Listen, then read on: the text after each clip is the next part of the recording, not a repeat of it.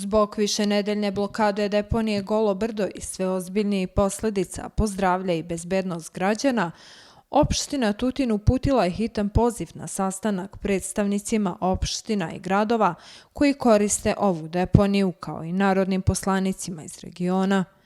Sastanak je zakazan s ciljem pronalaženja hitnog i zajedničkog rješenja za problem koji, kako navode iz opštine Tutin, prevazilazi lokalni okvir. O aktuelnoj situaciji razgovarali smo sa Milhadom Hotom, predsjednikom Skupštine opštine Tutin, koji je istakao da je stanje alarmantno i da je neophodna hitna reakcija svih nadležnih nivoa vlasti. Svi znamo da je naša opština uvela i vanrednu situaciju još od 19. jula, da je problem sve iz dana u dan sve veći i veći, teži i teži.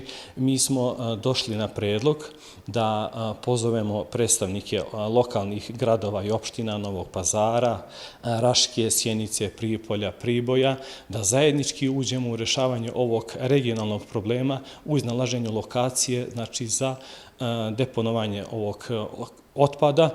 U tom cilju smo, znači, pored predstavnika lokalnih samouprava, pozvali smo narodne poslanike sa teritorije, znači, pomenutih opština iz cijelog Sandžaka. Također ćemo poziv uputiti i resornom ministru za zaštitu životne sredine kako bi zajednički rešili ovaj problem, znači da iznađemo rješenje za regionalnu deponiju za sve opštine.